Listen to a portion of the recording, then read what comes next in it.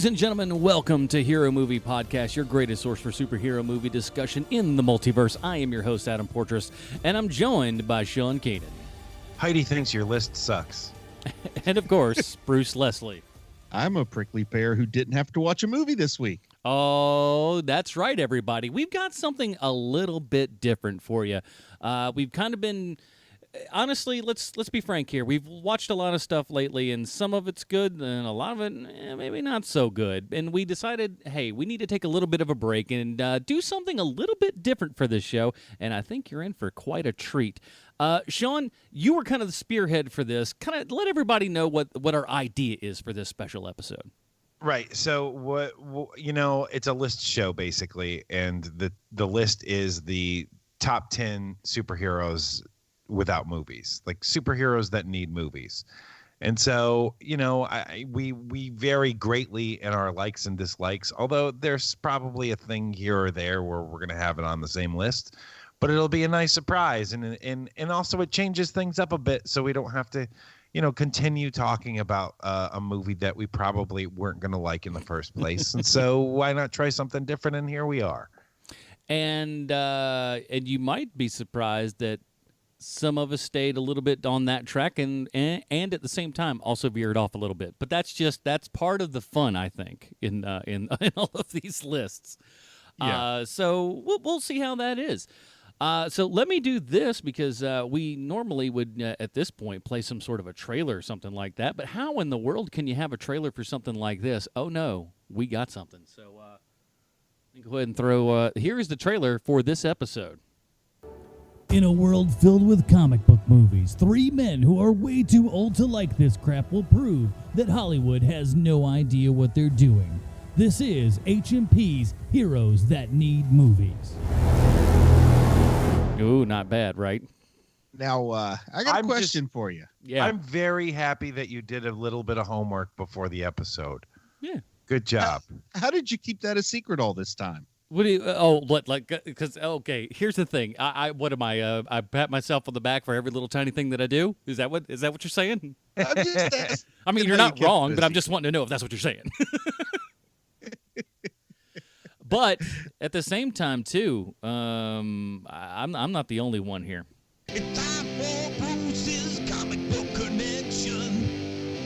All right, we talked about this earlier. Somehow he has a comic book connection. Let's see what happens. Well, the pathway from comics to movies has become well worn in recent years. So much so that comics are written solely in the hopes of becoming a movie. Or perhaps because a script for a movie got no traction, the creators thought comics were a nice fallback plan. Now, some of these written with movies in mind comics may be movies you didn't know were based on comics. Take, for example, the Dwayne Johnson Rock movie, the big hit Hercules. Well, that was based on Hercules, the Thracian Wars, written by Steve, no relation, Moore, and published by Radical Comics. Now, in regards to its comics, Radical founder Barry Levin stated that each title is built with the assumption the comic book will eventually land on the big screen. That's a quote. These tools are used to attract film directors and other talent for attachment to a project during the development process. That's the end of what he had to say. And I could tell you guys how I feel about Mr. Levin's practice at Radical Comics, but I think you probably already know. Now, in March 2012, the company began production on the movie Oblivion with Universal Pictures based on an unpublished comic book. You see, this is just getting ridiculous when unpublished comics are getting movies while so many solid gold classics are getting ignored. In 2014, Radical was strongly criticized by writer Alan Moore, big shocker there, right? But he called for a boycott of the Hercules film due to the treatment of his friend and fellow writer, though no relation, Steve Moore, the mistreatment he received at the hands of the company. Steve Moore had essentially received no payment related to the comic book being picked up for a film treatment and consequently asked that his name not be attached to the film. However, after Steve Moore's death in early 2014, his name was allegedly used to promote the film to capitalize upon the interest generated by his passing. But there is karmic justice in the world of comic book movies, and the vast majority of attempts by Radical to turn their comics into movies have had Sam Worthington attached, and therefore they've all failed to be made. Now, the classic film listed on the American Film Institute's list of thousands of movies that exist, called Bullet to the Head, is also based on a comic book. Apparently, Bullet to the Head is based on a French graphic novel titled Le Bullet à la Head, and it starred friend of the show Sylvester Stallone. Now, an executive attached to the film has said, "This movie is exactly the type of fast-paced, universally themed project that suits our business model." Personally, I would have to say that business model must be spending $60 million to have the insides of a sick baby's diaper to show for it. Two Guns is a 2013 American action comedy film directed by Baltazar Kormacor, starring Denzel Washington and Mark Wahlberg, and it's based on the comic book series of the same name that was created by Stephen Grant and Mateus Sanluco, published in 2007 by Boom Studios. Stephen Grant is probably best known for writing a run of not bad Punisher stories, but the urban legend surrounding Two Guns is that it was a script nobody in Hollywood wanted, so it was turned into a comic. Then the comic's rights were bought by Hollywood. And this is a case of Hollywood showing just how afraid they are to lead. Like, they can't be the first ones to say they like something. Something has to be liked by somebody else before Hollywood will take any ownership of it. Also, I'm not real happy about this because it potentially wrongly encouraged a lot of desperate wannabe screenwriters into thinking that flooding the indie comic market with terrible comics is a shortcut to Hollywood success. Kind of the way actors used to think doing stand-up comedy would help them get discovered and be in movies, even if they aren't very funny. But when it comes to writing comics solely for the purpose of having them be adapted into movies, nobody compares to Mark Millar. Miller in quote marks there. He's the really weird anti-Alan Moore. Alan Moore always set out to write comics that are unfilmable. Meanwhile, Mark Millar is trying to cast his stories when he writes the comics. Listen, I'll admit he hit it out of the park when he wrote Ultimate Nick Fury as Samuel L. Jackson. Yeah. That one worked out pretty darn good. But Eminem as the lead role in Wanted, and Halle Berry playing the female character that was already a ripoff of Catwoman that didn't work out so well for Halle Berry in the first place, yeah, not going to happen. Angelina Jolie was a better choice. And I've just got to say this, like her or not is what I was trying to say. In her prime, Angelina Jolie was a better choice than everyone. Just ask Jennifer Aniston if you don't believe me. Was that too mean, guys? That's accurate. I don't want to be mean. I take that back. I think it's pretty mean you Jennifer keep Aniston. Calling Halle Berry Halle Berry. He gets Angelina Jolie right, Berry? but Halle Berry he screws up. I don't know. What did I say? I said Halle Berry. That's still wrong. Yeah, that's not how you say that. Holly Berry. Just move on. Nope. Holly Berry Pete. Oh, there you go. Okay. Oh, well, it's better. Well, anyway, Mark Millar sold the film rights to Chrononauts and Huck before the stories had even been written. And he's become the first comic book writer in history to sign an exclusive deal with Netflix. How does that even work now? Is Netflix a comic company now? Will I be able to stream Mark Millar comics? Look, Mark Millar is a fine enough comic writer, but I just don't understand why Hollywood loves the guy. I'm of the opinion that Mark Millar owes his success to Matthew Vaughn more than he does to any comic book. So, tell me, Netflix, why are you locking up unpublished work from Mark Millar when there are 30 years of Gru the Wanderer stories just waiting to be streamed to America's youth? That's all I've got. I think Millar should be how he's referred to from this point out, because it is totally Miller, but everybody is just like, well, he's not American, so we must have a different pronunciation of that. And it's like, no, it's just Miller. Millar. I kind of like the ring on it. I debated Mark Millar or Mark Millar Miller, but I did like switching it up from Dwayne The Rock Johnson to the Dwayne Johnson Rock. You know, whatever works. I like to think of it as like a 3-card Monty of names. You just kind of figure out how you want to do it. Yeah, Steve No Relation Moore was the only one that really worked. Well, Sean, you spearheaded this idea. I want to see where you start with number 10. Okay, no problem. So number 10 for me, this is going to come as no surprise to probably Bruce. I would really, really like to see a Guy Gardner movie. Guy Gardner is the type of hero that has, the thing that makes him so great is how terrible he can sometimes be. It would be my favorite kind of story, which is a redemption story. And you also get that added payday of the flashback with him where, he looks like a normal guy now, but then when you flash back a couple years, he's got that stupid his Green Lantern stuff on and the bowl cut, and it's hilarious. And so you have a little bit of everything with this guy where, he's kind of the unwitting hero. He doesn't really want to be one, but he really wants to be one. There's a dichotomy with him that I just love. So do you want to give it like a serious superhero treatment, or do you want it to be a little bit of a comedy? I think that you can have it. The way you can ride the line with this is sort of like the first Die Hard movie, because the first Die Hard movie has humor in it. It's funny, but it's not a comedy. And so that's the way that I would run the Guy Gardner movie, is that through that same spectrum. That's the line. Okay, so you're not laughing at Guy Gardner. Like, if anything, you're laughing at some of the quips he makes and the situations he's in, but he is not the butt of the joke. We're taking him, his full manliness serious. Well, no, I mean, there's going to be a bit of like, what are you doing, dude? Like, there's got to be a bit of that with him. It's the sort of like,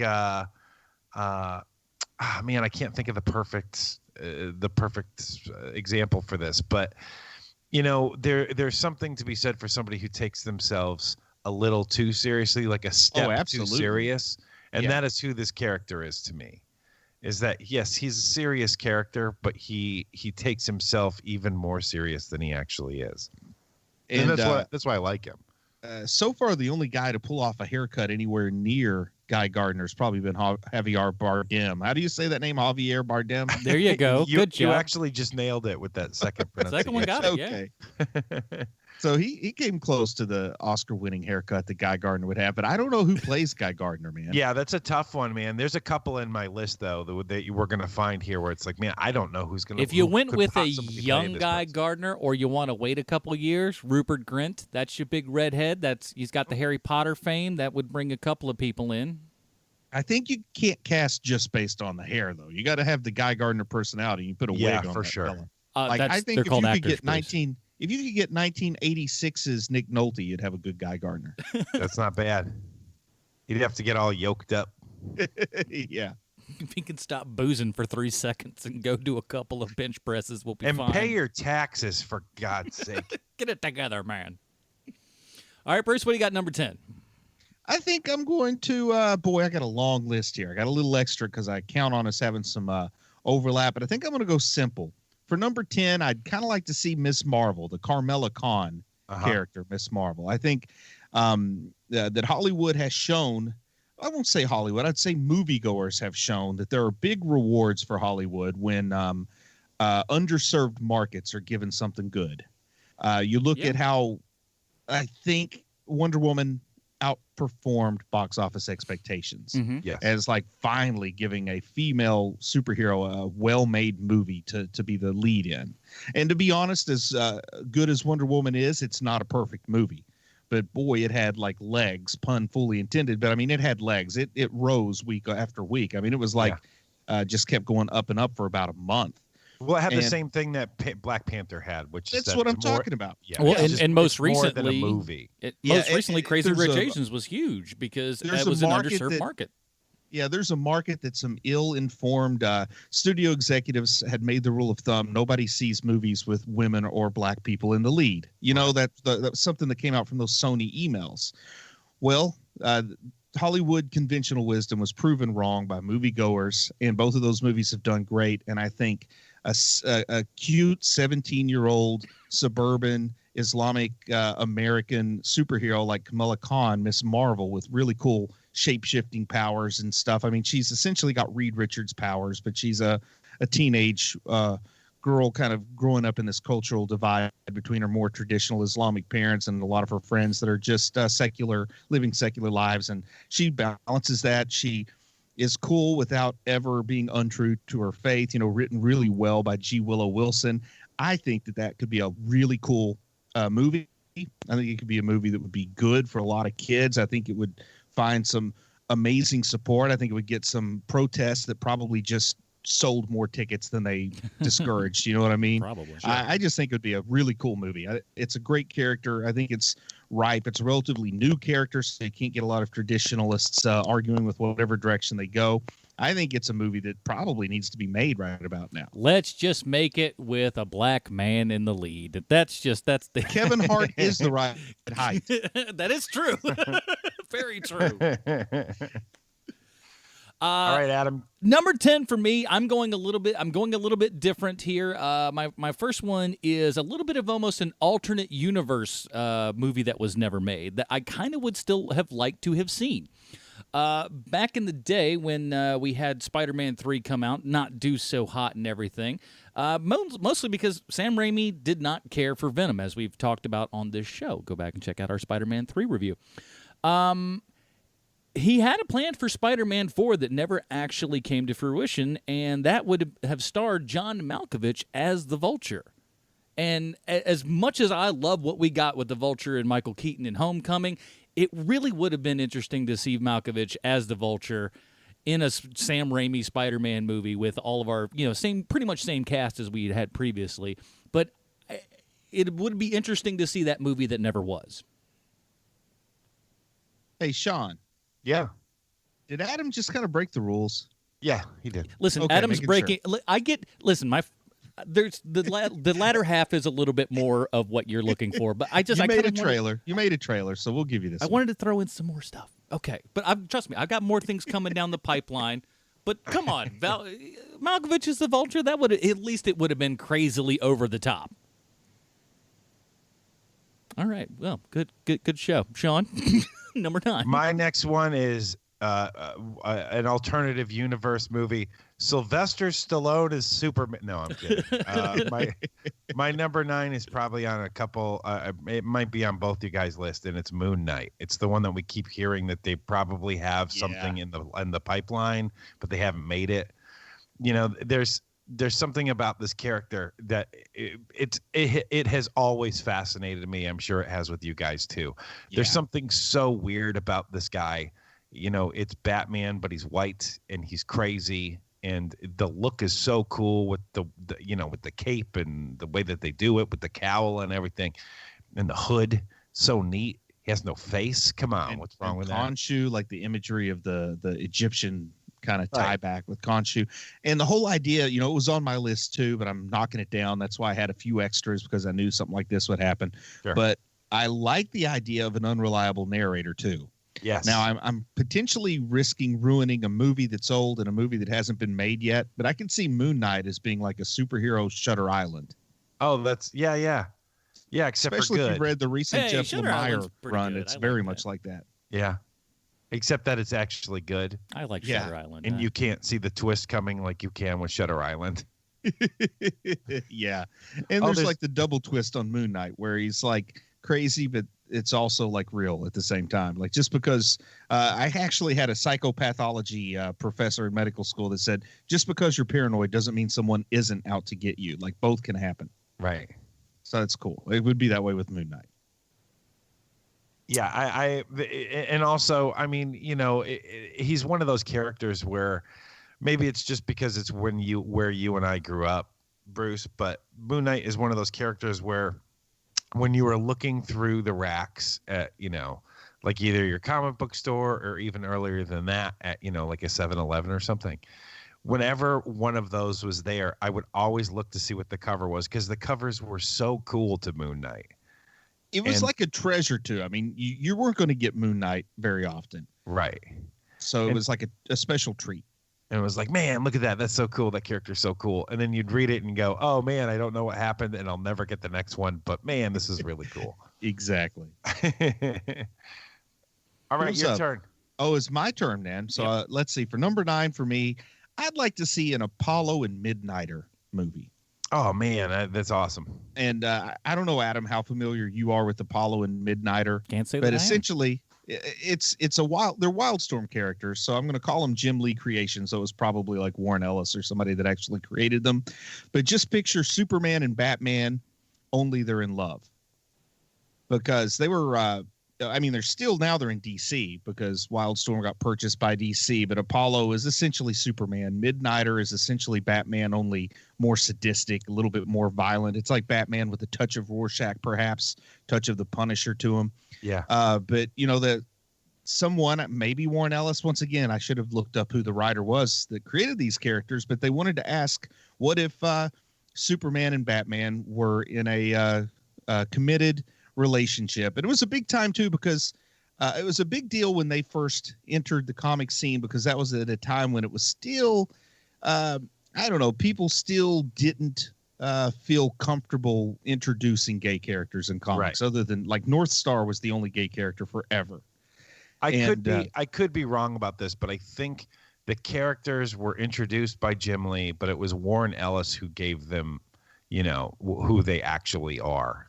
Having Apollo and Midnighter be romantically involved, that's Warren Ellis. And Jim Lee always worked with writers. He never really did a whole comic soup to nuts on his own, so somebody would have been around. But anyway, I think those would be really cool, especially now when people the novelty of it isn't going to be enough to sell it at this point, like it was when they first came out. So I'd kind of like to see how it was done, how people respond to it, how you deal with a romance between Superman and Batman. Very different people.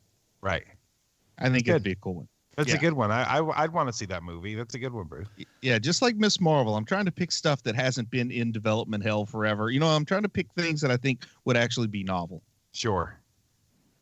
Speaking of things that are novel, this one isn't as novel because I'm still. Trust me, I swear to you guys, the back half of the back half of this golf course is really really hot news. Okay, but bear with me for these couple. All right, back in 2003 in film school, I was talking with people all the time about comic book movies. Obviously, we'd had stuff start to kick off a little bit good there. We had your Spider-Man movies and whatnot, so we could only always dream of the things that could be coming down the pipe. And one for the longest time was Iron Man, and connected to Iron Man for the longest time was actually Tom Cruise to play Tony Stark. And I always thought that would have been a really cool idea. Obviously, I think we've got the best Tony Stark that we possibly could have in Robert Downey Jr. But I always would like to see what would have happened if Tom Cruise had been Tony Stark. And I'd actually like to see that, speaking of Tonys, directed by one Tony Scott. Because if there's anybody who could do a wild and crazy Iron Man movie with, him flying through the air and shooting up Lord knows what, Tony Scott would have been the dude to do it. I swear to you, I got more stuff that's like what you've got later on. I promise you. How far do we get in the list? I feel the anger. I feel the anger coming from you. I get it. Hey, I got. Adam, just let me guess. Is your number 8? Does it involve Sean Young and Catwoman? No. Okay, good. I got more. I got things coming. Don't worry. I feel so much anger coming from you. Leonardo DiCaprio as Spider-Man. No. All right, moving on, because apparently my ideas are terrible. But I promise you, we're getting down. All right, Sean, number 8? Yeah, we're at 8. So this is going to seem like I'm being too cool for school with this character. It really is one of my one of my secret loves of the X-Men. I absolutely love the character of Forge. Do you guys know Forge? Yeah, I do know Forge. I'm not a fan. I mean, I wouldn't say that I dislike Forge, but Forge is a concept that's sometimes difficult to explain to people. Yes, I agree with you. But one of the things that I really like about him is he's a builder. Like he makes stuff. He's kind of like we are. Like, we make stuff. Well, Bruce and I make stuff, and Adam comes along for the ride. Hey. and so I like that's what I like about Forge, is that Forge is like a techno builder, and he built his own arm and his own leg, and he builds all these cool ships for all the X-Men and stuff. I don't even know if he does that anymore. Like, now they make him more of like a leadership role, which I think is a mistake. But having somebody be the tinkerer for these bigger, badder, better characters, and you're just following him, and it's this very small little movie with him in a shop and he's making stuff. Is he jumping through time? If that's what he can, if he builds something where he can jump through time, sure. Fix the X-Men. Yeah, fix their continuity. That's where I'm thinking. He goes through and kind of maybe that's what he does. It's a man on a mission film. It's like the Dirty Dozen, but he goes in to save the X-Men, like franchise. Yeah, and he's part Indian or something like that. I can't remember, but like because he plays things very quiet. Like he's a very quiet character, and it's one of the things that I really like about him. And all of the cool like pouches and guns and stuff from the 90s, that's all from him originally. I don't know if that's still the case, but it was in the 90s that he built all of their stuff. And I would love to see that character. I think that's a really cool movie. Yeah, I can see it. I like that idea. You sold it on me. Now, like, I'm not a big fan of the character per se, but then you sold me on it. Talking about it would be sort of like a small story, like big stories told from a small guy's perspective, and find a way to make it about him, a person who's normally more in the background. I like that. And sometimes he's got to like fill out his tax papers and stuff like that, and it's a lot of work because owning your own small business is it's no small feat. Well, imagine that it's the Apocalypse, Age of Apocalypse, the last X-Men movie, and you're seeing that garbage, but through his perspective, it probably is a lot cooler. I think so.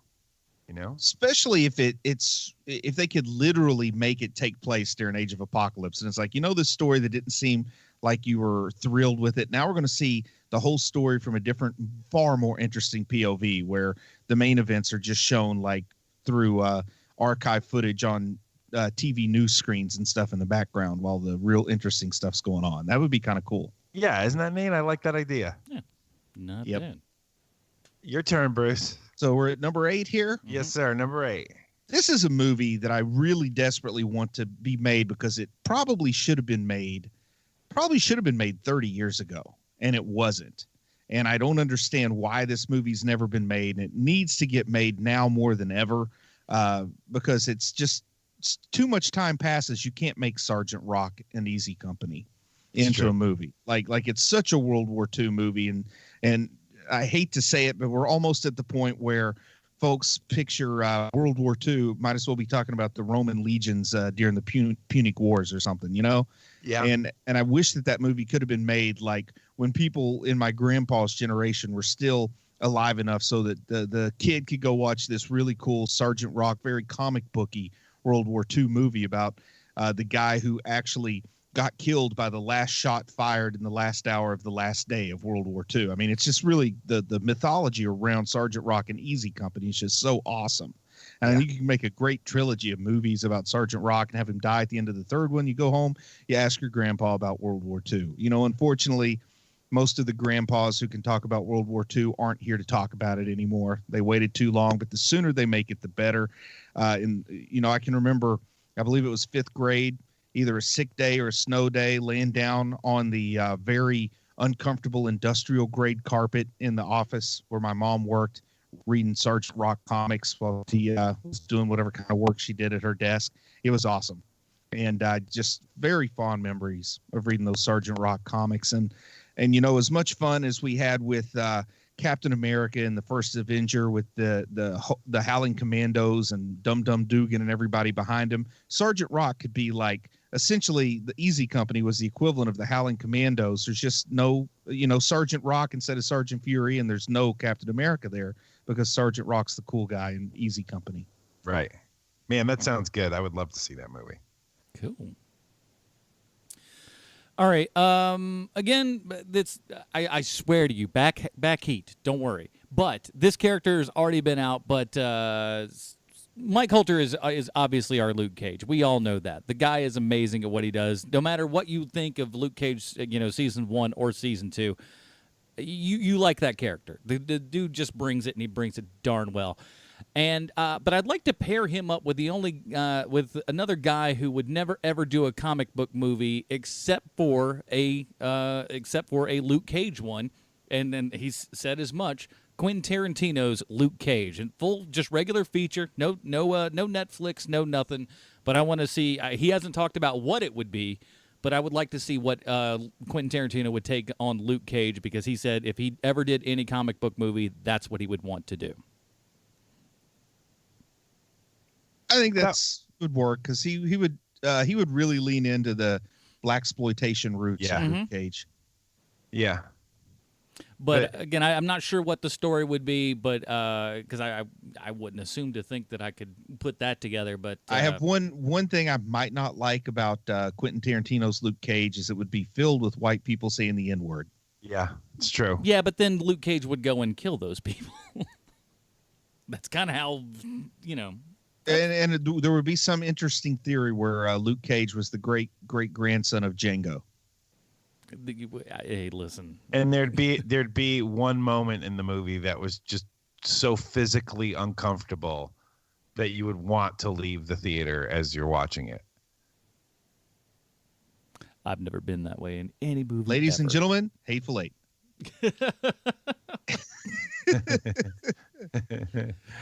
Speaking of 8, isn't what? No, wait, we're at 7. We're on 7. There you go. Yeah, it's back to Sean. Yes, my turn. So to continue with my X-Men theme, I would really like to see Alpha Flight. I would like to see an Alpha Flight movie, or maybe even a TV show. Yeah. They have 2 massive breakout stars. If we learned anything from Groot and Rocket, it's that people like big beings and little beings. Yep. And so you have Sasquatch and you have Puck, and man, oh man, you know, you've got two characters right there that people are just going to fall for. Also, you got North Star, which would be a big deal. Still, even now, that would be a big deal. Yep. You know, it's a like Alpha Flight. It's never been as big as I thought it should have been. And you know, I don't know the rights details, but there's a part of me that would like for Alpha Flight to be bundled in with whatever they're doing with Deadpool and X-Force. That's not a bad idea. You know, like something where you have this very quiet, like, you know, group of people, and everything's on fire over here, but they just take care of business. You know, that's what and it's always snowing. It's always snowing at Alpha Flight. Yes. I love that idea. And I know that Chris, my friend Chris Elvins, would definitely love that idea. But of course he would. All right, Bruce, what do you got for number 7? Well, for number 7, I think I'd like to suggest Dr. Fate. And, you know, really larger than Dr. Fate, I thought about just saying the Justice Society of America, but I want it specifically to be built around Dr. Fate. Dr. Fate from like the 1930s, early 1940s, like just at the cusp of World War II, Dr. Fate. And he's kind of the guy, you know, Dr. Nelson goes, he finds the helmet that gives, like, the helmet of Naboo, believe it or not. He had the helmet of Naboo before Naboo was a thing from George Lucas. But I would like for Dr. Fate to get his helmet. He's facing, you know, fighting against the Lords of Chaos as one of the Lords of Order, or the Lord of Order, an agent of the Lord of Order. And as World War II starts to unfold, he has to get some people like Dr. Midnight and Alan Scott, the original Green Lantern. Wouldn't that be kind of cool to see? A very different take than what we're used to on Green Lantern. I know we already mentioned Guy Gardner earlier. But build it around the archaeologist Dr. Fate, who also has another friend who's an archaeologist named Carter Hall. They get this all coming together so that there's a nice big Justice Society movie that's set in World War II probably, and it would allow Warner Brothers to distance themselves from the Justice League for a little while and to try again at a really cool team movie, and to do one that's retro, because that works so well for Wonder Woman, you know, to have that be set in the past. So you do that with Justice Society, and maybe it works a little bit better. You get Black Canary, Dr. Midnight, maybe the Sandman that used a gas mask, not Morpheus Sandman, which probably is going to be on somebody's list here. I just think that would be a cool thing to do. You know, just take a break from all the troubles that they're having with the Justice League. You know, ride the Wonder Woman sequel out, ride the Aquaman sequel out, then go back, give us Dr. Fate and the Justice Society. I like that idea a lot, and you can even tie it into Wonder Woman. Yeah, and there's no real competition if they want to go with super nostalgic Golden Age, because Marvel didn't really have a Golden Age presence beyond Captain America and Namor, Right. which they're not doing much with Namor. And you can even crescendo this thing with the book The Golden Age as the tie-in for all of these characters. Oh, that would be great, man. And then if you ever really wanted to get freaky with it, you find out that there is an Earth 1 and an Earth 2, and these Justice Society and Justice League have to cross over just like they did in the comics. Love it. Yep. That's it. That's my number 7. We're figuring it all out, Bruce. All right, so let's see. Don't tell us yet, Adam. Let me guess. Okay. Let me guess. All right, let's do it. So you really would like to have seen the third Amazing Spider-Man movie where Rhino was the main villain, starring Paul Giamatti. Would have been interesting, but that is not on the list at all. Okay. You actually happened to mention the name of the one that is next on my list, Bruce, and that's Namor the Submariner. I love it. Now, this I can get behind, Adam. I can absolutely get behind it. So he is. This actor has actually expressed interest in being Namor, which, and when you look at the guy, boy, howdy, I see it. This would be starring Brian T. He played Shredder in the Ninja Turtles Out of the Shadows movie, and a whole bunch of TV shows about Chicago where he plays a character named Ethan Choi. I want it written by Marcus and McFeely, because I think those guys really kind of know the Marvel Universe probably better than most people at this point. And directed by one Guillermo del Toro. Really? You want Del Toro on Namor? I just, after, with what I see him doing in, like, Shape of Water, obviously, water, that's enough of a big thing, and, like, the underwater sequences and that were really cool. And I think he would do a lot of great, really amazing real-life creature design and everything, to where it would be people in suits and not just CG, junk around the screen. Who's directing Aquaman? I worked with him on Death Sentence. He was on one of the Fast and the Furious movies. Because what I'm thinking is I would like Justin Lin to do Namor, but then I worried maybe he's already doing Aquaman. James Wan is doing Aquaman. James Wan, that's his name. So would Justin Lin doing Namor against James Wan doing Aquaman be too much like gimmick directing? Well, because I think Justin Lin would be really good at it. We may find that name coming up later. Okay, I don't want to rain on your parade. I think Justin Theroux should play Namor. I think he would be awesome in that role. Remind me who Justin Theroux is. He's the lead actor in the TV show The Leftovers. Okay. Most well known for Jennifer Aniston. Yeah. But he can pull off that Namor-ish. I bet, yeah, he could. He definitely, because he can be angry and pompous and all of those things, and you still have to like the guy at the end of the movie. Keep in mind, which is a really hard needle to thread. You got to look good in a Speedo too. Does Justin Theroux look good in a Speedo? Speedo, which he does. Okay. And I'll be honest, I want more members of the Illuminati showing up in the Marvel Cinematic Universe, and that to happen. We're close, and that's another name to tick off there. Yeah. All right, Sean, number 6. I'd like to congratulate you. Oh, good. There's more to come, baby. Don't worry. You actually did your homework correctly.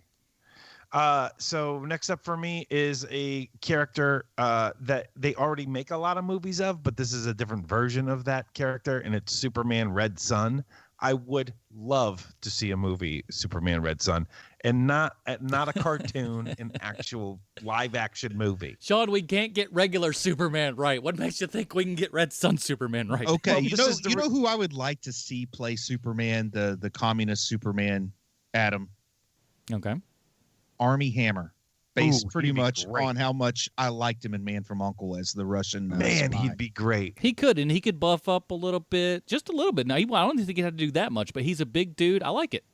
And then the novelty of him stepping into the Henry Cavill role, and they were both in Man from U.N.C.L.E. together. It all kind of works out for me on so many levels. But I think he would be I just liked him as the intimidating Russian who maybe had kind of a good heart as the story I unfolded. like that a lot. Good choice. He's 6'5". Yeah, big dude. I mean, he's big enough. So it's like an inch and a half taller than me. That's perfect. He's, because they keep wanting to make Superman sad for some reason. So if you're going to make him sad, at least make him Russian and sad. You know what I mean? There's also that awesome twist of an ending to it, in the book. So you already got the awesome twist ending. Let's not spoil that twist ending for folks. I'm not going to. Good. But it's great, and so that's how you end your movie, and it could turn out that the best version of Superman in the last 30 years is Superman Red Son. And you guys remember who wrote Superman Red Son? Mark Millar. Or Miller. Yeah. Best game we got going. All right, is it my turn? It's your turn, sir. All right, so what are we at, 6? 6. Okay, this is the last one that I'm going to be playing round robin because my top 5 are set in stone. Even if we have overlap, which I doubt we will, we'll be overlapping anyway. They're all blob from this point out, Sean. But number 6, I'd like to see She-Hulk. Yeah, I can't believe we've never seen anything with She-Hulk. Like She-Hulk's, I don't even know that she's shown up very much in animated stuff. Like, it's just this weird character that's immensely popular, ever present in the comics, been a part of so many teams, so many interesting storylines. She even did the Deadpool thing, breaking the fourth wall before Deadpool was really doing it. True. And there's a huge fan base around her, and nothing has ever been done with She-Hulk, which is just so bizarre to me. I know there was a wee bit of development where I think Brigitte Nielsen was going to be She-Hulk or something ridiculous like that. Could you imagine Brigitte Nielsen being a lawyer? Yeah. But see, that's what I like, is I would like to have seriously, you're getting 2 movies or 2 shows in one. Like, I want there to be a legitimate legal drama going on with Jennifer Walters, and she turns into She-Hulk and beats people up. And if you're familiar with the She-Hulk character, she really likes man love, like she likes dudes a lot. So you can even have the romantic angle on that too, because she's like a sex positive feminist is the term, I guess. What a weird way of putting that, Bruce. She's a lady stud. Like she gets around and is proud of it, and I think that's a big part of why a lot of the she's seen as a strong female role model in the sex positive community. I hear you into I the just man think all love, that's cool. eh? But I like the idea of a really serious legal drama, and then it's almost like Jekyll and Hyde. She-Hulk is out having fun and kicking butt, while Jennifer Walters is just all consumed with the court case stuff. Like, they could do it better than Daredevil did it, I think, because Daredevil did it by Matt Murdock just never showing up for court, and Foggy had to do all the work. Yeah, I think they could do it better, and they could almost even give her a bit of amnesia if they wanted to, make it a serious Jekyll and Hyde and a super fun movie. And Wonder Woman has shown people are into ladies that can kick butt, and nobody kicks butt like She-Hulk. Very true. Loves it. All right, my number 6. We all love action movies. We all love kind of spy movies and everything like that. And you know what? I would say, I don't care who you are, most of us like looking at attractive people on screen. Therefore, my number 6 is from J. Scott Campbell, Danger Girl. And I've got it cast out and everything. We got Scarlett Johansson as Abby Chase, Margot Robbie as Sonya Savage, Olivia Wilde as Sydney Savage, Emma Stone as Silicon Valley, Valerie rather. And of course, if you've looked at the book, you know that Sean Connery is Deuce. And this would be directed by Justin Lin of Fast and Furious 3, 4, 5, and 6 fame, as well as Star Trek Beyond. See, I'm picturing McGee for this. McGee has fallen off the. He's fallen off the track, and we're going to have to say no to that. I want Justin Lin. Justin Lin is used to dealing with, large casts and everything and juggling those things around, doing solid action work. So I think he'd be fantastic at this. I'm sure he'd do a good job. But McGee did those Charlie's Angels movies. I have to admit, I have a total blind spot with this. I don't know anything about Danger Girl at all. Well, there were only 7 real issues that J. Scott Campbell put out initially, which left on a cliffhanger, and then he was gone forever. And then I guess they're back to doing some sort of regular book, but it's one of those, you know what, you left me too long and I don't care anymore kind of things. But, look, I'm looking for an excuse to get a lot of attractive people together and have like awesome action sequences, and darn it, Danger Girl's the way to do it. All right. I can go with that. Yeah, me too. All right, let's go for number, 5? Number 5. All right, Sean. Mine is the Jack Knight version of Starman, number 5. I love it. James Robinson is the guy behind that one, right? Yes, he is. James Robinson's the creator of that version of Jack Knight. He's got a great rogues gallery. He's so unlike any other superhero, I guess, is the answer, because he legitimately does not want to be a superhero at all. He wants to be done. He's only doing it because he has to. His dad was a superhero. He's dead. His brother was a superhero. He's dead. He's only doing it because he has to do it. I love it. And Shade the Changing Man is it is the best version of him is during this arc here. It is so amazing. The character is so fully fleshed out. You have just hundreds. It's 5 giant books. So what is that? 100 issues, maybe? At least, yeah. To Yeah. pull from. I mean, you could make a great movie with this. I think that's a real good one, man. One thing I would say is probably keep James Robinson away from the screenplay, because to the best of my knowledge, his only screenplay was LXG. Oh, boy. A very good point. Trying to see how many comics were in that run. Sorry, I got a little sidetracked. I don't have them. I don't have them in front of me, but it wraps up nice. There's 81 issues. Perfect. There you go. You can make a great movie out of 81 issues of a comic book. Yeah, it's one of those. It's right there with Miracle Man when it comes to taking. It came several years later, so it's a little different take on it. But when it comes to deconstructing heroes, it's right there with Miracle Man. Yeah, and I would love to see something. Nice. All right, now is it back to me? Back to you. Yes, sir. So now I've got a hard top 5 that I just can't waver on, because each of them needs to be spoken about. But number 5 is The Invisibles by Grant Morrison. Don't know how familiar either of you guys are with The Invisibles. I'm aware of them. I've never read. Yeah. Well, I think the biggest reason that there hasn't really been any movement to produce an Invisibles movie is because everybody who saw The Matrix and was familiar with The Invisibles said, this is kind of borrowing pretty heavily from The Invisibles here. So now, it's the whole like tail wagging the dog thing. If you make an Invisibles movie now, you're going to be accused of ripping off The Matrix, even though The Matrix seemed to be very similar to The Invisibles, where the source material came before The Matrix, and the Wachowski siblings have denied being familiar with The Invisibles, but it seems like somebody somewhere knew a lot about The Invisibles. But it's the right amount of weirdness for Grant Morrison. Grant Morrison's going to pop up at least one more time on this list where maybe it's just a touch too much weirdness. But Grant Morrison has this, I don't know if he's like, I think you're talking about wine. If I remember the movie Sideways, wine peaks. Like you don't want to drink it too soon, a certain vintage. You want to wait till it peaks, but if you wait too long, then it becomes vinegar. And Never drink a wine before it's time. Brought to you by the Ernest so Juliet Gallows. Grant Morrison has this trajectory of weirdness where he needed to get to his peak weirdness, and then he just got too weird and he's not good anymore. And I think Invisibles was like right at that peak. He started with, strangely enough, Zenith was the low point of his weirdness. Isn't that kind of ironic? But I would love to see questioning the nature of reality in The Invisibles. King Mob would be just like a cool character to see in probably like an HBO prestige format TV show or something rather than a movie, because you got to go with The Invisibles for a long time. But you got to get woke if you're in the world of The Invisibles. Agreed. I love that. I would love to see an Invisibles movie. It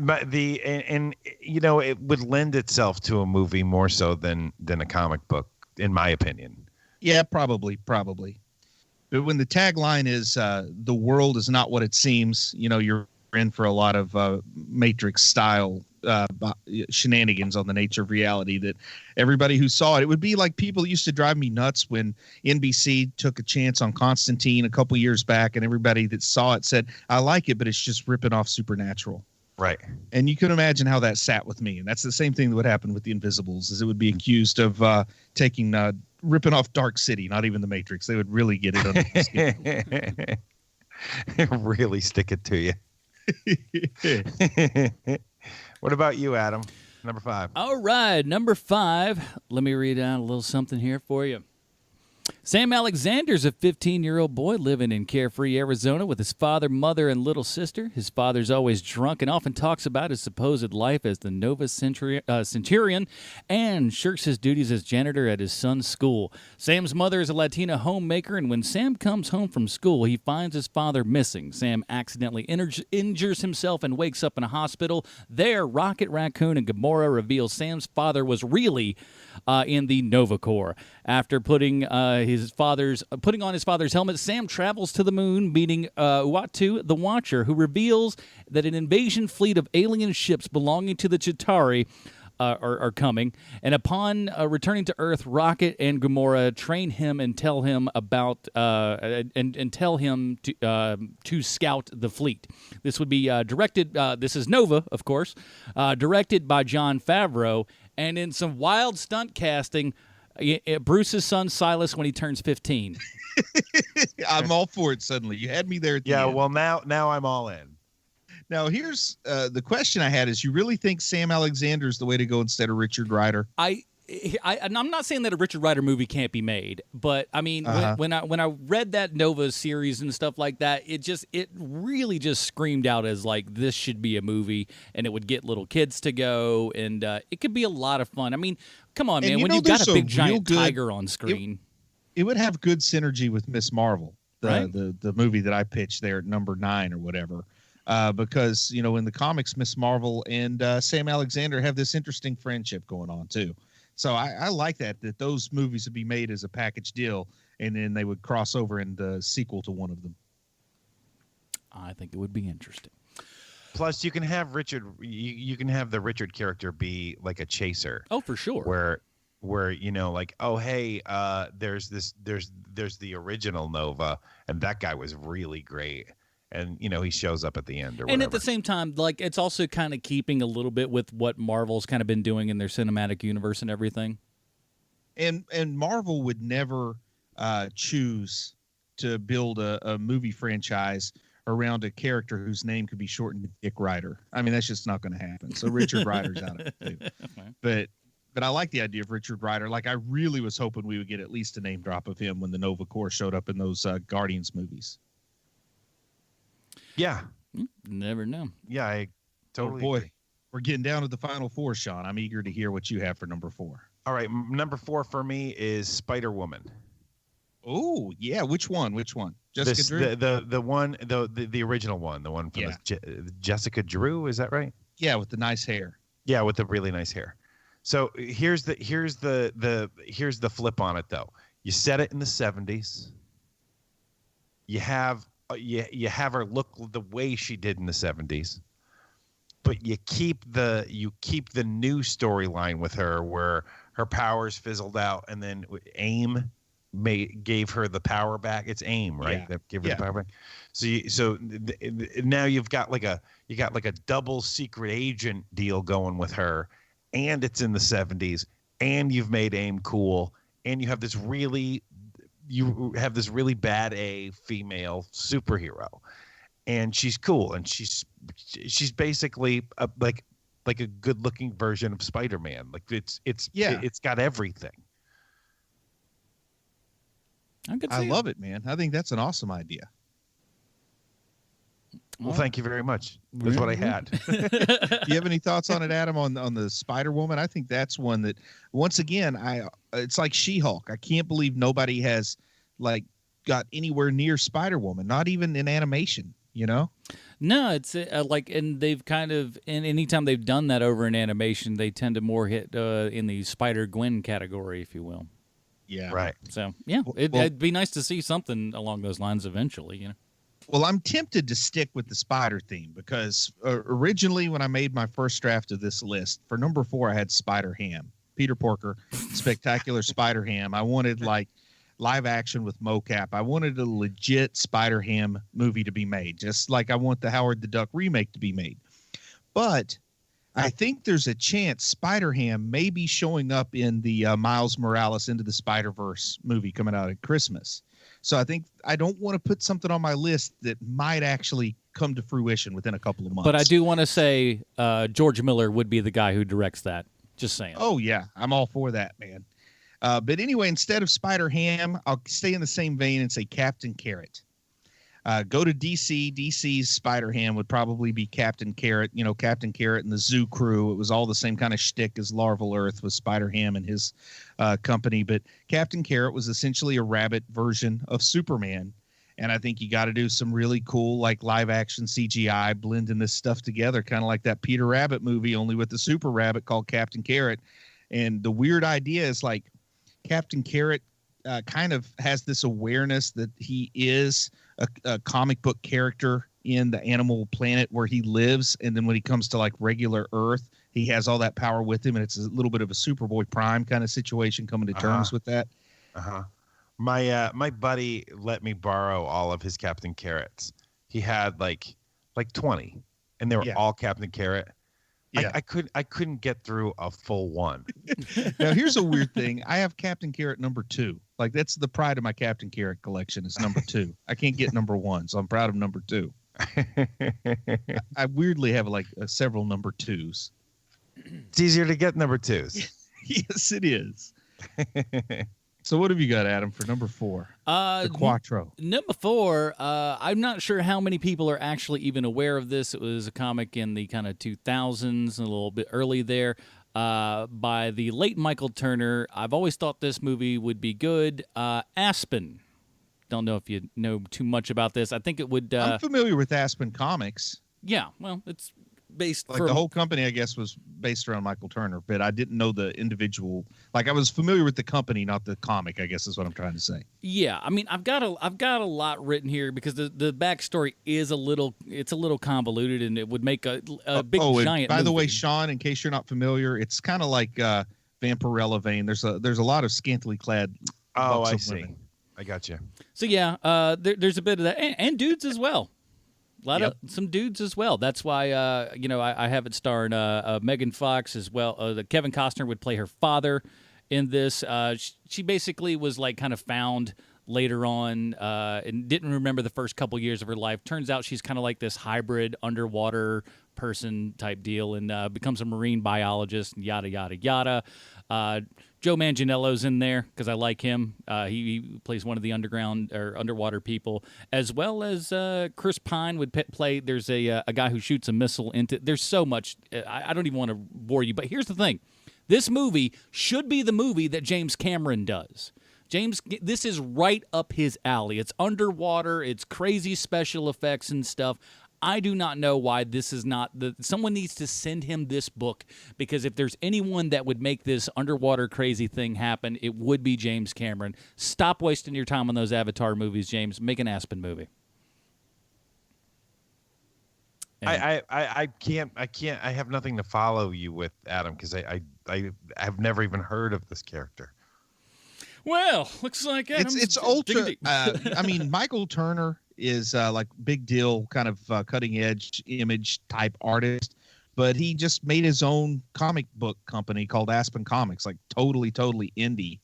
And Aspen, of course, is the main comic. It's so, you would know his work obviously from Witchblade. That's like his biggest. That was like his biggest. And I think Witchblade was on how Image I know or him. something. Yeah, but that was like Image or something. By the time he did Aspen, he just went straight to Aspen Comics and said, hey, this thing that Image is doing, I can do with that Image kind of thing.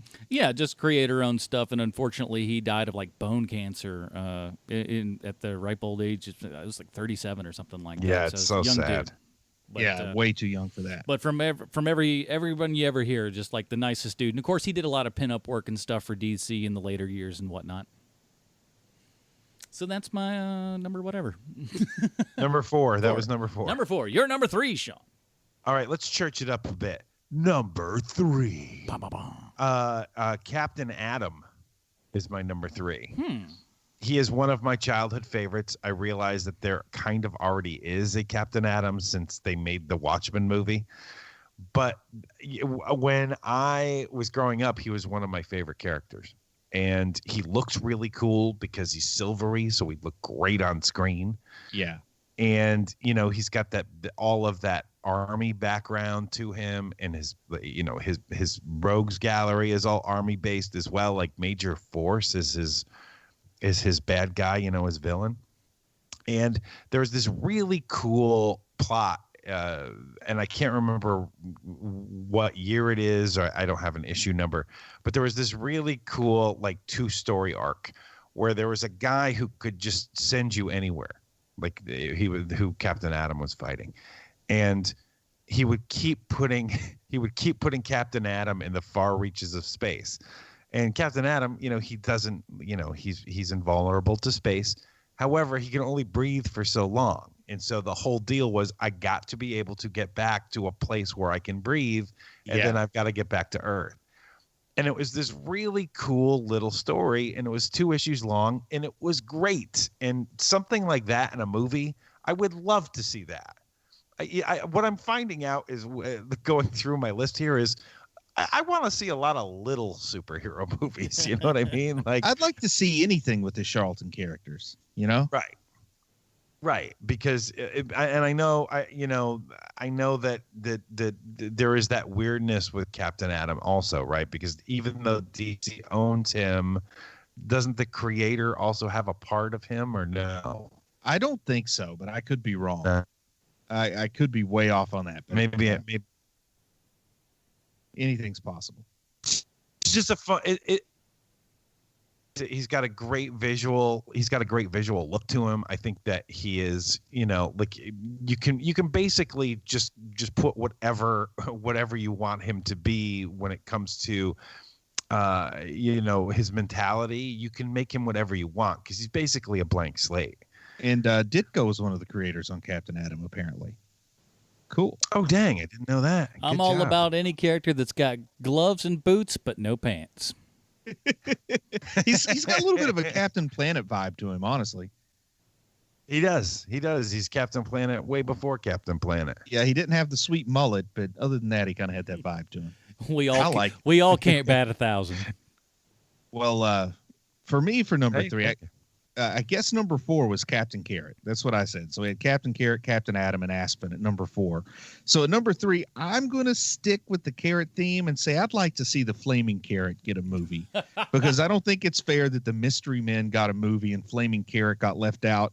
And I'd kind of like it to be self-aware. I would like a big significant part of the movie to be Flaming Carrot complaining about the fact that he was left out of Mystery Men. And then, like, there's scenes where maybe Mystery Men are trying to shoehorn themselves into Flaming Carrot's movie, and he keeps, like, shoving them out of the story. I like that idea. So what is, you know, I've read a couple of Flaming Carrot comic books in the 90s. I cannot remember anything about him. Like, what is the deal with him? He wears a mask that looks like a carrot, and the top of the mask has a little flame that comes out of it. No Right, but I superpowers mean, or what's anything. That's it. Like that's it. And then there's some speculation So about. I think he's a wacko for the most part. That's the takeaway I always got from him. Right. That's the part that I thought I remembered too, is that the guy is completely nuts. But he is who puts together the Mystery Men, and it's one of those where it's like his insanity is his power, kind of like the Tick. And you imagine, like, if he started to be more sane, he would be less powerful or something weird like that. But Flaming Carrot, similar to the Tick, except a little more absurd, I think. But just the mask, the way he would look on film, because if you remember what the Flaming Carrot looks like, his carrot mask is a full 5.5 feet long from top to bottom. It's huge. It's like, it's not just like a little carrot on his head. I mean, it's like a person-sized carrot on his head. It's like to his belt buckle and then mask. 3 feet over his head. Yeah, it goes below his belt buckle to, well, it can look a little embarrassing in certain poses. I'll just leave it at that. Very nice. My number 3, people have been wanting this for some time, and I think I've got the team to give it to us. My choice for number 3 is Batman Beyond. My cast, I have Zac Efron as Terry McGinnis and Michael Keaton as old Batman. Bruce love Wayne. that idea a lot. That is a great idea. Written by Paul Dini and Bruce Timm, directed by Denis Villeneuve, who did Blade Runner 2049, Arrival, Sicario, and Prisoners. Now, he's good. who did you say having Terry McGinnis again? Who was the actor you had for Terry McGinnis? Zac Efron. Oh, I like that. I tried to get him to be all kinds of stuff last week. Yeah, I like Yes, you did. Yes, you did. I remember. Although I don't think you can take the guy away from what he's working on, but there's it's no mistake that Terry McGinnis is made to resemble Peter Parker in a lot of ways. So I think Tom Holland would be a good Terry McGinnis also. Yeah, I can see agreed. All right, And then you Sean. bring in That's a good one, Adam. That's a really rock solid one, Adam. Good Thank job you. by you. Especially the casting of Michael Keaton. Yeah. I mean, you it's killed just that one. it's just perfect. I mean, you look at the guy now, it's like, yeah, this just makes nothing but sense. And I didn't even think of how ridiculous it would be to have Michael Keaton and Tom Holland in Batman Beyond until just now. So yeah, that would be kind of ridiculous. That's a little much right there. People go, I've already seen this movie. Oh God. So Sean- give us Andrew Garfield. He'd be crying. I just want to play the best Batman I could play, guys. Gosh, Oh, keep me man. alone. We're getting down to crunch time. We've only got 2 left, Sean. What do you have for number 2? All right, so for number 2 for me, and it's all about the casting, you've got to basically just give him whatever amount of money he wants, but you make Dwayne "The Rock" Johnson Savage Dragon. Yes. God, I think yes. that works. I think that works. Is that Eric Larson? Yep. Savage Dragon? It is Yeah, Eric that- Larson. That's that works. perfect. Image. You know, this character is so unappreciated for what this character is. He's only been making comic books for the last 25 years, consistently every month, and just knocking them out. I remember I was around for the first 20 issues of Savage Dragon, and it gets repetitive after a while. But there's that really great story arc where there's the old lady who thinks that Savage Dragon is her long lost son, and you have all of this stuff as well underneath. You've got a very, very violent movie with a guy who is also very funny, and it has to be Dwayne "The Rock" Johnson who plays him. Yeah, I'm all about I like this. it. It's a Man. terrific. I love everything about that idea. So I'm going to have you guys help me with the dream casting for my number 2, because, I mentioned a while back for number 5 that The Invisibles was peak weirdness for Grant Morrison when his weirdness did not get in the way of enjoying the story. Well, my number 2 that I would love to see a movie made about is a character where you just have to lean into the weirdness, and that's Flex Mentallo, the man of muscle mystery, who can alter reality by flexing his muscles. And I don't know, are you guys familiar with what the character looks like in the comics? I am, because I have the trade, or I have the hardback. The hardcover. Yeah, because he's based very much on Charles Atlas in the back of the old comic book ads. And he's kind of a hairy guy. He's not one of those bodybuilders who waxes. That's why I'm wondering. And when he starts to flex, sometimes he's kind of funny looking too. So I'm thinking a guy who used to be in pretty good shape. You know how I'll say Schwarzenegger. He's an easy target because he's a public figure. But you know how Schwarzenegger used to look like Schwarzenegger? Then you saw him at the beach when he was governor, and he didn't quite look like Schwarzenegger anymore. cheeseburgers. You need a guy that kind of looks like that, but they still have just enough muscle control that they can do the weird things, like make their chest muscles jump up and down and stuff, even though they're not in real good shape. A significant part of this movie needs to be kind of an old man with his shirt off, making his muscles do weird stuff and having it affect reality. Yeah, I agree. I totally agree. And Flex Mentallo is also one of those weird things where by the end of the movie, he has to be aware that he's in a movie and that you're watching it. He has to be talking to you directly, and not cutesy break the fourth wall Deadpool kind of, but he's got to be telling you, can you believe you actually spent money to watch me flex my pectoralis muscles and affect reality? That is the reality. And then you have to hire an army of people that can be like stand-ins for Flex Mentallo to actually start walking up and down the aisles in the theater and talking to people while the movie's going on as if he just stepped out of the screen. It's great. Maybe I went too far with that last bit. Listen, but I'd love to the see fact Flex that you Mentallo. decided to put William Castle type flair into your movie-going experience, I applaud you for that, my friend. But I would kind of like to see Bruce Campbell doing Flex Mentallo because he's kind of got that like out of shape but can still pretend like he doesn't realize how old he is, you know. Because I really liked Ash versus the Evil Dead. It was fun. So I could see him doing the flexing and stuff and puckering up. So, yeah, Flex Mentallo. I doubt he's going to show up on the Doom Patrol TV show, but if he does, then I'd have to take him off my list. All right, my number 2. There's been these movies, but frankly, I want to see a good one. Mine's Fantastic Four, and it's all about the cast and everything like that. I've got John Krasinski as Reed Richards, Emily Blunt as Sue Storm. Zac Efron's back as Johnny Storm. I'm pulling a Bruce here. And actually, I found this one out today. I put this one together. Dominic Purcell as Ben Grimm. Very good, I think. And Dr. Doom. I like Dominic Purcell. Carl Urban as Dr. Doom. Carl Urban? Yeah. That's pretty good. I think he could pull that off. It's a modern version of the FF. I don't want to go too much into it because obviously we all know the story and stuff. I have written quite a bit of it out, but we are pressed for a little bit of time. But I want this also written and directed by Brad Bird, who has given us the best Fantastic Four movies we've ever had in The Incredibles. And, of course, Ghost Protocol was pretty great as well. So I think that's a great idea. My number 2 is FF with Brad Bird in the director's chair. And make it a period piece. I want it modern day. Yes. I think modern day because I want them in the again. I want everybody in the same thing. I enjoy the idea. I don't think that they can at this point, man. I think that they have to jump time here. I think you said it in 2012. Yeah. Well, I'll send you my treatment later, and you may change your mind. But that's my number 9. Or that's my number 2. Now it's what the gambling folks call the Jim Dandy, the number 1. Let's hear it. The number 1 spot. Oh boy, the Jim Dandy. So number 1, this is the reason why I said to you guys, hey, let's make a list. Is for this specifically. It is the book Grendel Warchild. Have you guys ever read that book? No. It is post-apocalyptic.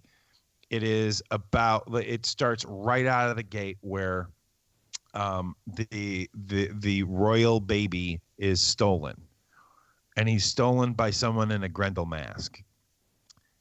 And once you learn more, once you start going on, when I don't want to ruin it for anybody because you totally need to read it. It's once you learn why the baby is stolen, things start getting really complicated after that, and it's great. And it has everything that you could possibly want in a post-apocalyptic movie. You got zombies and mutants and cannibals and road warriors and everything else, and like kung fu and guns, and it's just the best. I have not.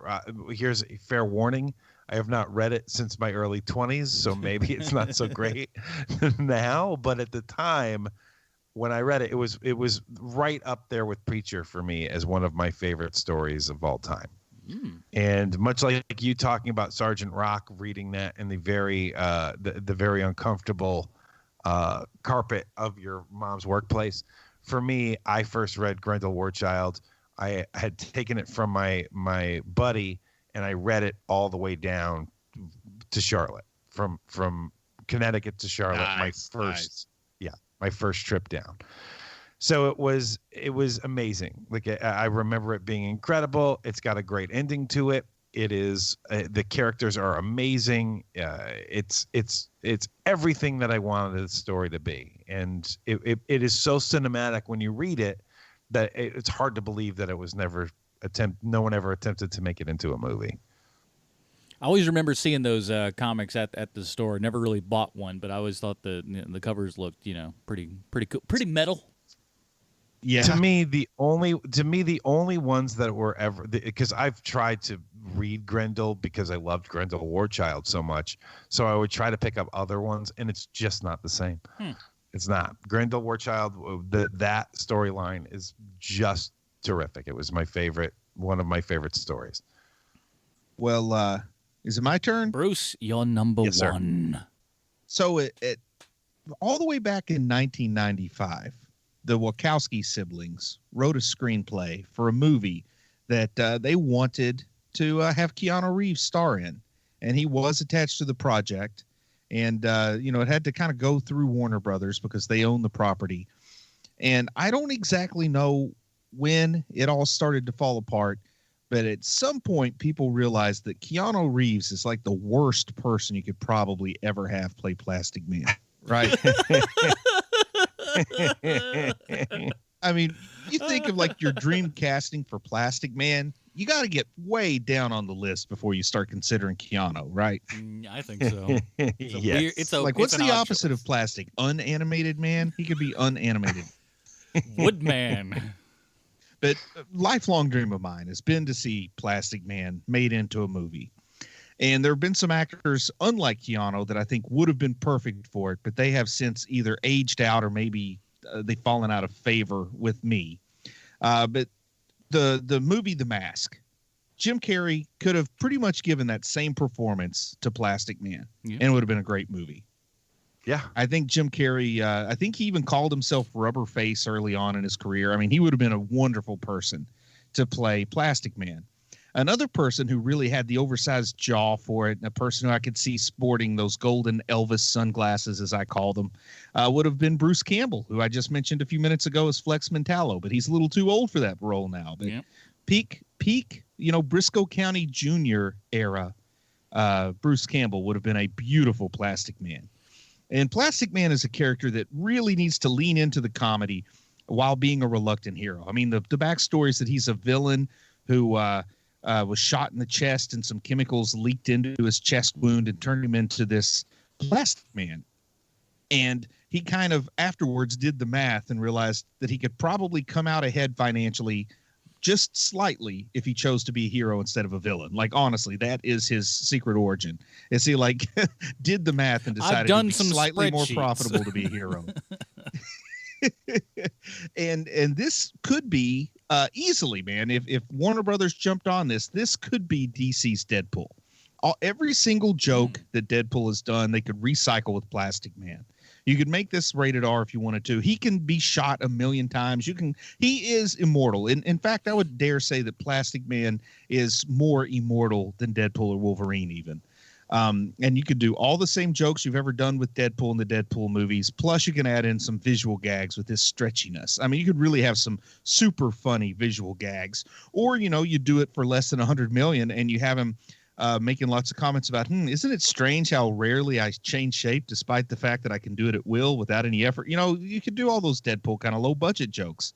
And, you could even do the joke like, I'm going to turn into a chair, and you don't see the transformation. There's just a chair with him talking, and then the camera pans up and he goes, nah, I didn't really turn into a chair, but see how easy that would be? And then he goes on about it. I mean, you could do all that. He has literally been driven as mentally insane as a person can be by this metamorphosis that's taken over his body. So he has all the same shtick that Deadpool has, except he's been around since 1940 something. When did Jack Cole first come out with him? 1956 was when DC got him. 1941 is when Jack Cole first started publishing Plastic Man. So once again, man, he could be doing everything. People would say, oh, you're kind of ripping off Deadpool, but Plastic Man was doing it first. And also, come on, Warner Brothers, like you can go wrong ripping off something successful at this point. But more than any comic book that I can think of today at this minute, at this moment, I would love to see Eel O'Brien, Jack Cole's Plastic Man,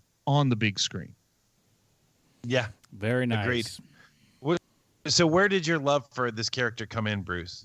Oh, from the animated show way back in 78, 79, 80. I'm not exactly sure what year those animated shows were, but it was purely like Looney Tunes, man. It was played just like a Bugs Bunny cartoon or something, only with Plastic Man. I liked him way better than Reed Richards because of that sense of humor instead of the super seriousness. Right. and am I wrong? There was like some sort of like, because it wasn't just the Plastic Man show. It was like Plastic Man and something weird. It's like Plastic Man and Marmaduke or something like that. There might have been something like that was doubled up. I don't have that much memory. I do know there was the Plastic Man comedy / adventure show. Like they stressed comedy as well as adventure from the get-go. It had Woozy Winks in it, which was cool. Actually, I don't think they had Woozy. They had the guy in the Hawaiian shirt, which was sort of like Woozy, but the way Filmation would, instead of paying somebody for all the characters, they would just make up their own shallow impersonations. And it had Baby Plaz in season 2 or season 3, and Baby Plaz even showed up in the comics as this awesome character. But yeah, it was 1979 to 81, and it was awesome, man. I loved it. Very cool. Yeah, it was awesome. I remember watching it a lot. Adam. Yes. Your turn, buddy. My number one is the one that I feel is the most apt to actually being made. This one could be right around the corner if only Hollywood would get their stuff together. And this actor has just recently said that he would be interested in doing this. So my number one is The Batman, starring John Hamm as Bruce Wayne and Batman. No backstory. Batman is Batman, and he's been Batman for a bit. So after beating the crap out of Bronze Tiger, Batman is met by Commissioner Gordon, played by gray-haired Tom Selleck, who gives him a package addressed to Batman which contains a riddle. Batman is forced to deal with the mad plans of the Riddler, played by Neil Patrick Harris, or Gotham may fall to its knees. This is out and out a detective movie unlike any Batman we've ever seen before. He uses his intellect along with his gadgets to solve crimes and occasionally beats a few heads in. But make no mistake, this is more Sam Spade than Bruce Lee. This is going to be written by Brian Hillenbrand, who did L.A. Confidential's Conspiracy Theory, Payback, and Man on Fire. Directed by Rian Johnson, he of Brick and Star Wars: The Last Jedi, or the Last Jedi fame. Yeah. Is this movie in development? No, but it should be. Because I swear, like somebody told me last night that John Hamm was in to play Batman. He is now just recently, because he's been asked, and he's like, no, he's like, I've had these meetings with like people over at Warner Brothers. No one has ever asked me to do this, but he's like, I grew up reading comic books. This is something that I'm very, very much into. And if someone asked me to play Batman, I am 100% down with playing Batman. And at that point, I'm just like, let's ride that train. Well, watch them screw it up somehow. Yes, they will. Not cast them. I do like it that the topic is superheroes who deserve their own movies. And Adam's number one is literally in 63% of all superhero movies. No. My point is this: you know what's not in superhero movies? An actual Batman, a detective Batman story. We have not truly gotten that. We've gotten hints of it. Aren't you proud? Number two is also the Fantastic Four. We've gotten hints of those things, but we've never gotten those movies. See, Adam, take everything you just read, take out Batman, and put in Detective Chimp, and you got a good movie. That's John Hamm as Detective Chimp. Elongated Man, the DC's second best detective. Well, I wanted Elongated Man, but now that he's shown up in The Flash, Ralph Dibny, I thought he didn't count anymore. I didn't realize we could use them even if they already had stuff done. Listen, you got to learn to break rules, man, baby. I stopped watching that show. So Elongated Man is on Flash now? He's the best part. It's the only redeeming quality of The Flash last season, but I cannot get enough Ralph Dibny. How much coffee does he drink? Because everybody's always drinking coffee. We paid for this CC Jitters set by George. We're going to use it. I like it because they've really made him more Plastic Man than Elongated Man, to be honest. Like, they go to a strip club and he has his picture like hanging up on the wall in the strip club as a potential troublemaker when they go in. I mean, it's hilarious. Well, we've gotten Bruce's comic book connection, but what would this show be without a connection to one Sylvester Stallone? Thank you, Adam. I happen to have a prepared statement. Oh. Back in episode 3 of HMP, we reviewed the 1978 movie Superman, the movie. And the idea of the Stallone connection was born because we learned that Sylvester Stallone really, really wanted to be Superman. And a comedy bit was born out of nothing. There's several reasons why Stallone didn't get the part, but one of them was that Marlon Brando torpedoed the idea, thinking that Stallone wasn't a very good actor. And Stallone, to this very day, is still angry with Brando. Stallone is too old to play Superman now, but it'd be really great if they cast him anyway. With Henry Cavill leaving the role of Superman, DC might want to zig to Marvel zag and recast all of their superheroes with age-inappropriate casts. You got Stallone as Superman, Angela Lansbury as Wonder Woman, Robert Duvall as Batman. Now, none of these might make good movies, but you wouldn't be able to drag me away from the theater. The kid who plays young Sheldon as Aquaman, James Earl Jones as the Flash, a baby as Green Lantern. You're welcome, and you're welcome, DC. Now, my dreams of seeing a septuagenarian Justice League may fall to pieces, however, because in May of this year, rumors started flying around that Stallone is in talks to play the role of Duke McQueen and the Mark Miller movie adaptation of his series Starlight. Fox owns the rights, so there's no telling what's going to happen. But Stallone playing a retired superhero who gets called back into action? That sounds awesome. Pretty awesome. And I can see Stallone knocking that project out of the park as long as he doesn't try to tinker with it. Because some of you may remember that after the apocalypse that was Judge Dredd, Stallone said later in interviews the reason why it didn't work was because it wasn't funny enough. Now, I haven't read Miller's Starlight, so if this project ever sees the light of day, it'll be a new experience for me, which will be nice. I'm not going to read it now because I'll turn into a giant sucky baby about how the movie isn't like the book and how the Duke McQueen character isn't anything like his characterization in the movie, and I don't want to be that guy. I just want to enjoy something for what it is for a change without the baggage of knowing what it could have been. Sort of like Game of Thrones, because I'm really glad I watched the show before I read the books. And so is everyone else, I promise you. And that's your Stallone connection this week, HMPers, the movie that might be Mark Miller's Starlight. Now, dude from Wanted and dude from Kick-Ass, let's wrap up this pig and throw it in the oven. Roasted pig. So that's it, everybody. We don't have really a Robin rating for any of this. I say we all did it. Tim Drake. I give it a C. We were here. We showed up. So hopefully you guys enjoyed this little extra special kind of episode for you. And maybe we'll have things like this or somewhat similar in the future when we're tired of watching the same old crap over and over and over again. But speaking of the same old crap, we won't be watching the same old crap anymore because next week, the people that support us over at patreon.com/HMP are going to be able to vote on the movies that we watch. And you do that by going over to patreon.com/HMP, supporting us at any level. And we'll be watching what you guys vote on. So tune in next week for that. In the meantime, Bruce, where can we find more of your work on the internet, sir? So to the best of my knowledge, The Vigilant should be available everywhere in the world now. Like it's had its North American. It's had its North American release. It's had its European release. It's had its British release. So go to your comic shop, ask for The Vigilant. If you want to check out my awesome 6-page story called Yao, the Demon Touched Home, my traditional publishing debut there, thanks to the folks at 2000 AD. But yeah, go hit up your local comic book guy, your comic book shop and say, order The Vigilant from 2000 AD. I really want to read this. And then really try and read that. It's awesome, man. And you can always get it online from the Treasure of British Comics. You can get like the digital copy at a little bit of a discount if you can't find yourself a physical copy. That's cool too. Beautiful. Mr. Keenan.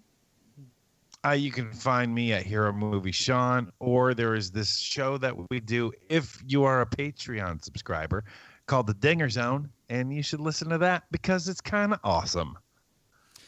And my other podcast, The Film Find, is we're starting a new leaf. Some things are happening over there. There are going to be some changes going on, and I hope you will join me for them.